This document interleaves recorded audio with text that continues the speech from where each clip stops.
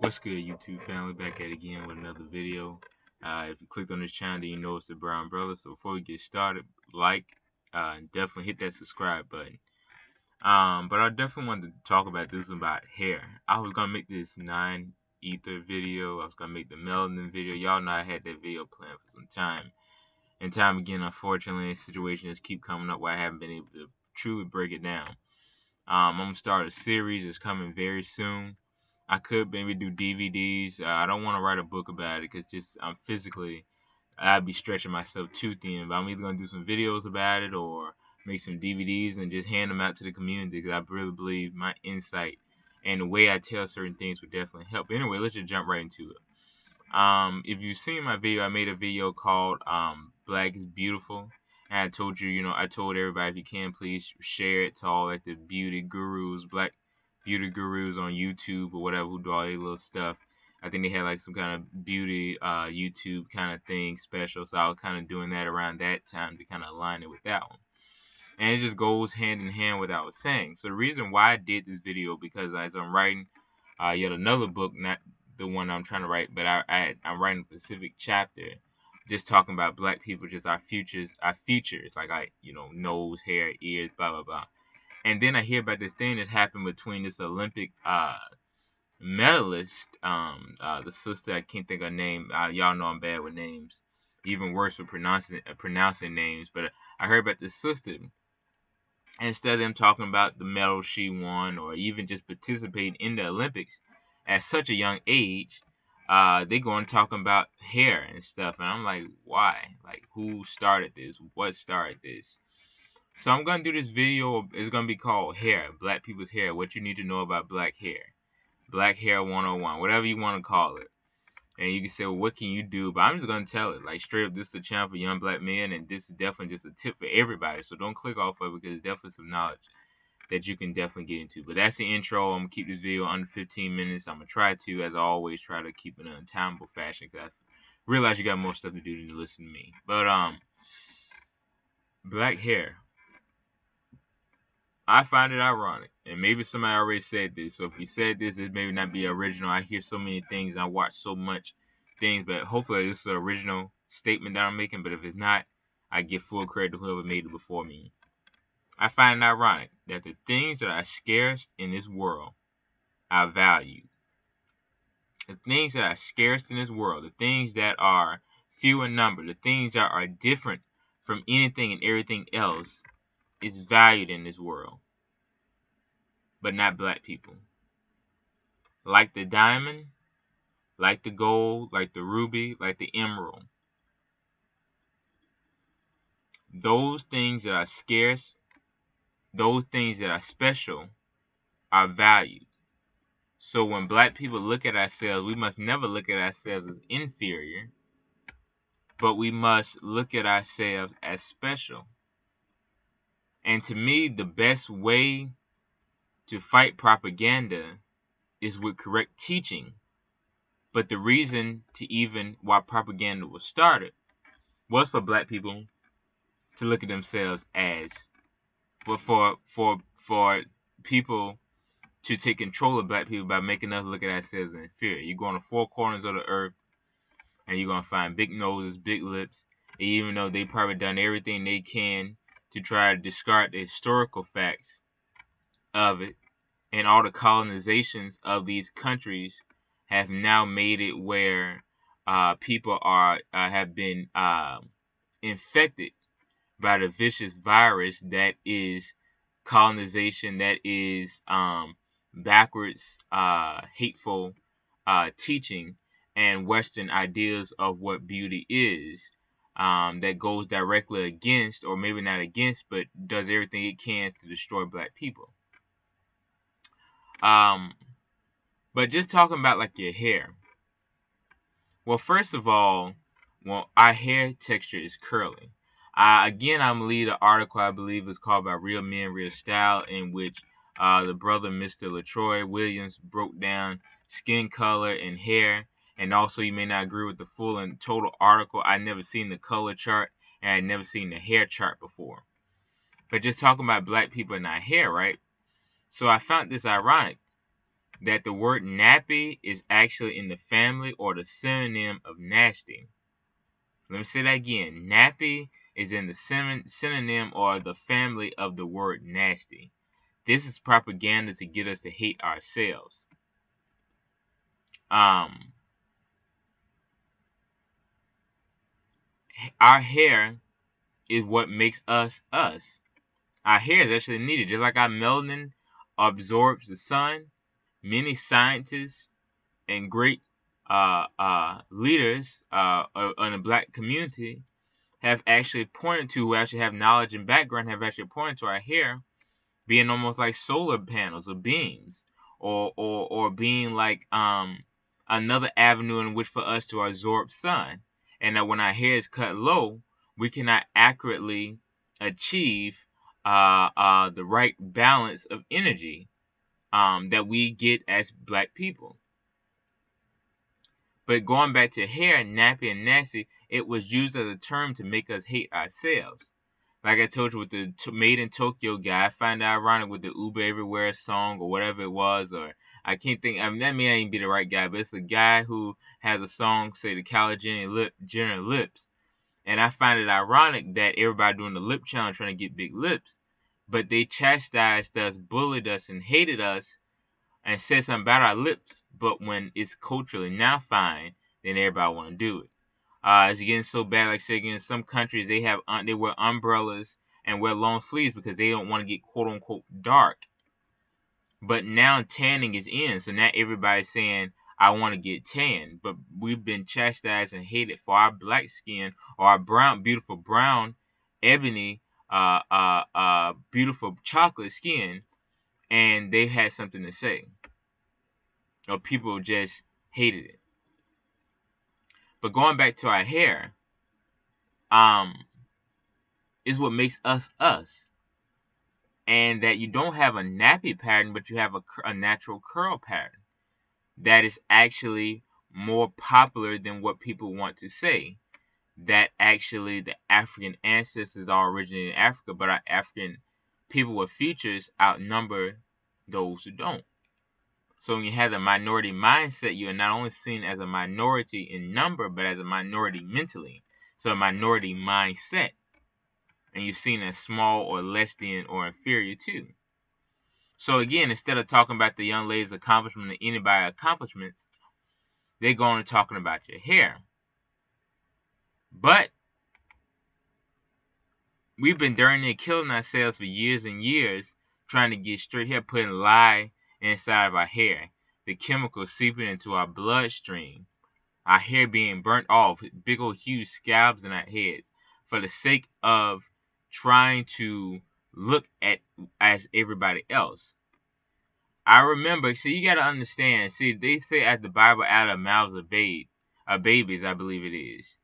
And you don't understand that people want to use certain passages or just wisdom or just literature, period, and use for the way they want to use it. But I even can look at a 20-something-year-old. And with me, I got sharp memory. I got extremely sharp memory. I can remember the first time I ever got my hair cut, and I can remember the way it felt. Now, you may say you're crazy, or maybe it's some kind of dramatization of it, or maybe not my very first haircut, but I can definitely remember being 4, 5, 6 years old getting my hair cut. And I can't tell you how bad it hurt having clippers like that cutting my hair. Now, maybe I had a very unprofessional, untrained barber. I don't know. I don't remember who cut my hair at 5, But it hurt. And just like a young black boy trying to get his hair cut, just a young black girl getting her hair, they were saying that the perm hurts. Like you can't take that. It's painful getting your hair cut at that early age, because it goes against the laws. It goes against the universal God laws, in my opinion. That's just my opinion. I'm not saying have your child look like, Frederick Douglass. I'm not saying have all the craziness on your head like that, or you just gotta let it grow. Style it, agree, do whatever you gotta do. But at the same time, to cut a child's hair like that is painful, because we were always taught in whether our biology books or whether whatever book it was, if it hurts, stop. If I put my hand on the stove and I burn myself, I stop. If I'm punching or walking and my knee start hurting, I stop. I don't continue to go. And all you can build muscle memory when I'm in the gym, I push myself to a further extent. If it's a true pain, I stop because I don't want to further injure myself. That's what it is when you come to your hair. A young child feels not because they're more tender hair when they're younger, that may be true, but the exact method of cutting your hair or getting rid of your hair or having to shave your hair just to fit in with the universal views is messed up. I don't believe in all the crazy hairstyles that's out here now, but at the same time, I refuse to say that growing your hair out is wrong. I've been growing my hair out, been getting my hair cut less. I appreciate when I see brothers with dreads and so forth and so on. I don't believe they should cut them off because that was the natural hairstyles of our ancestors. So all these things are proven true and factual. So going back to this, instead of looking at the accomplishments she made, only thing they're looking at is her hair. But our hair has been under attack for years and years and years. I believe it was Crowley, one of the people who said, I can't believe that the inferior Negro people that we know in America could be capable of building such immaculate and amazing structures and be kings and facilitators of their own land. I'm paraphrasing a little bit, but this is what he said.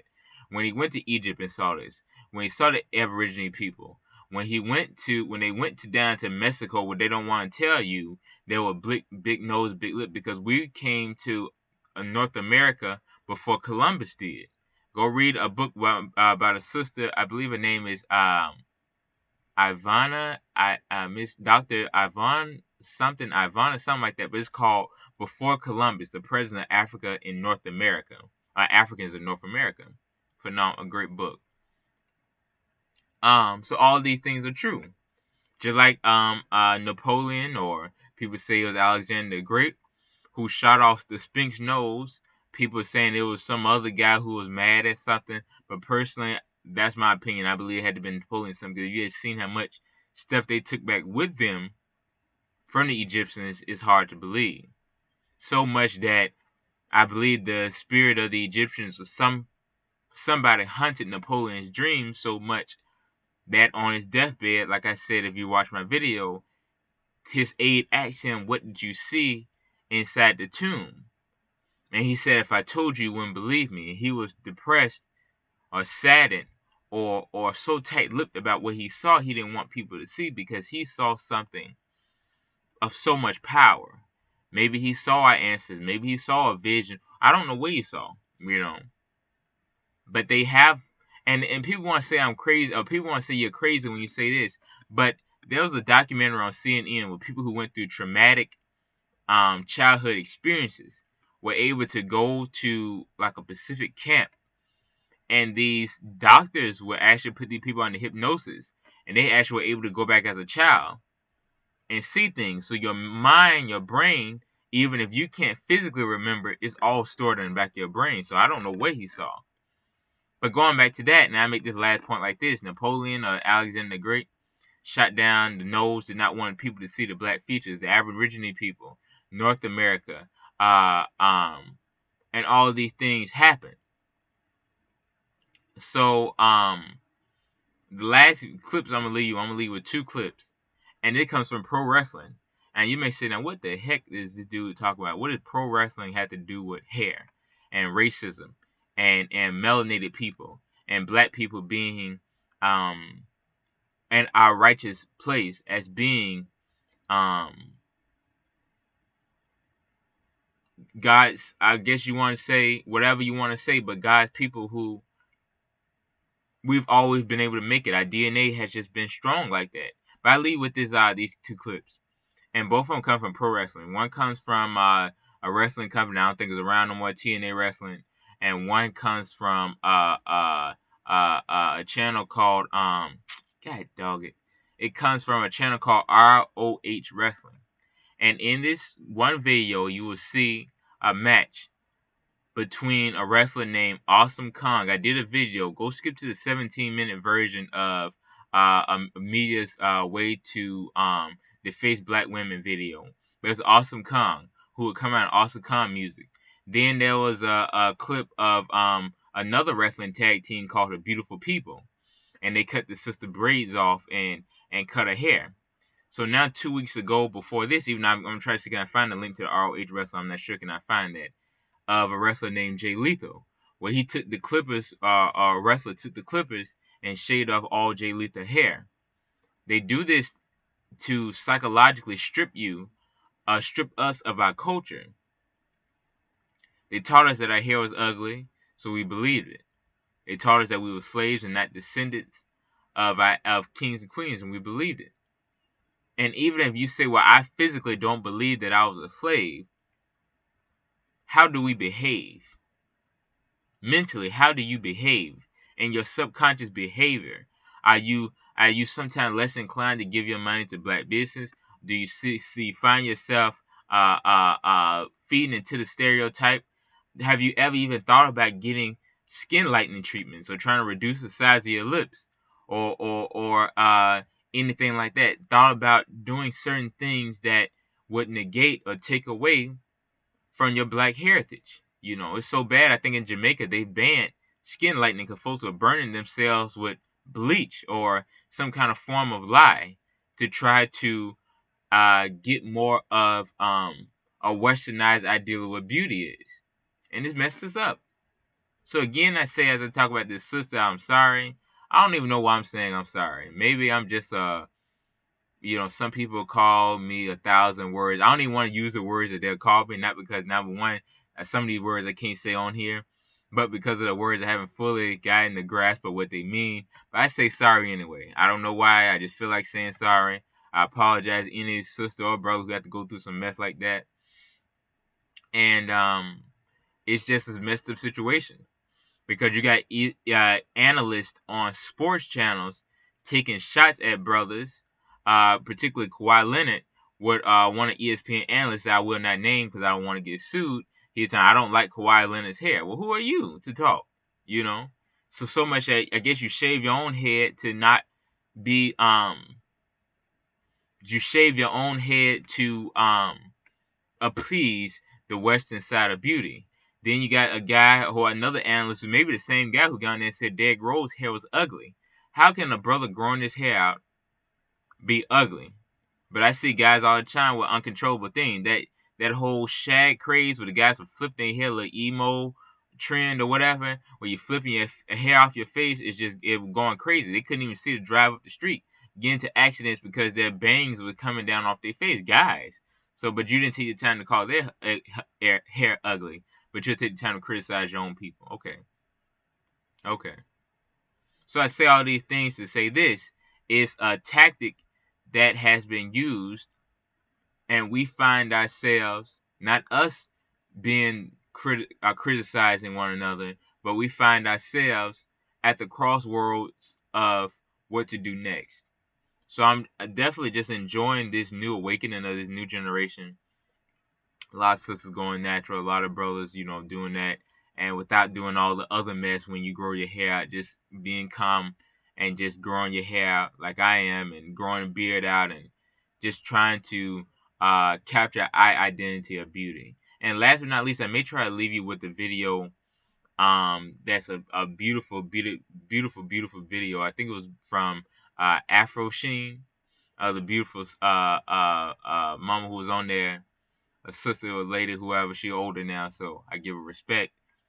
And I thought it was just a beautiful video. But I'm gonna stop rambling. I know y'all don't want to hear it. If you made it this far to the end of the video, type in the comment section below hair, HAIR. And then if not, you know, I just appreciate you watching. But this is Brown Brother. Please like, share, subscribe. We're going to the next one.